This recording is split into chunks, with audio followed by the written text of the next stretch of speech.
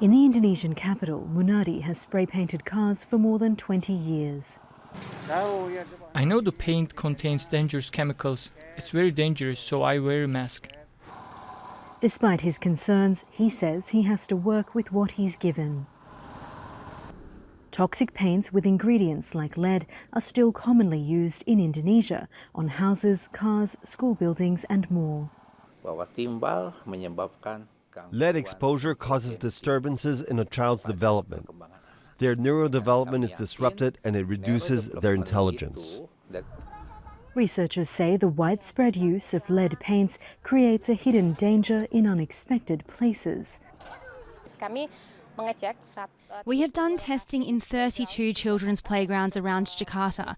Almost 70% of them had lead levels above 90 ppm, which means they are not safe, and children can get lead contamination just from playing in the playground. These volunteers are repainting equipment at playgrounds around the city with safe, non-toxic paints. A report by the local NGO Nexus Foundation found more than half of the paint brands available in Indonesia sold at least one product with extremely high lead concentrations. Many countries banned lead paints decades ago and implemented strict regulations. But the paints are still widely available here in Indonesia, and activists are calling for stronger regulations.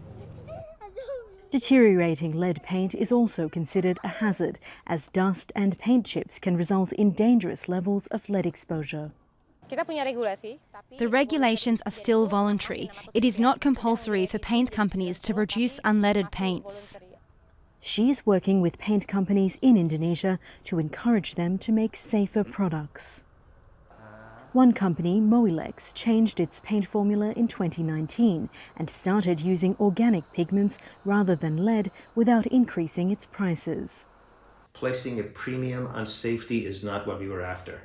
This was important to us as most developed countries had abandoned leaded paints as early as the late 70s. But authorities say it is still difficult to stop the sale of lead paints. The main problem is in small and medium-scale industries. They have problems switching to unleaded raw materials because of many factors, including price. In the absence of regulation and enforcement, experts say toxic paints remain a dangerous threat to the health of young children.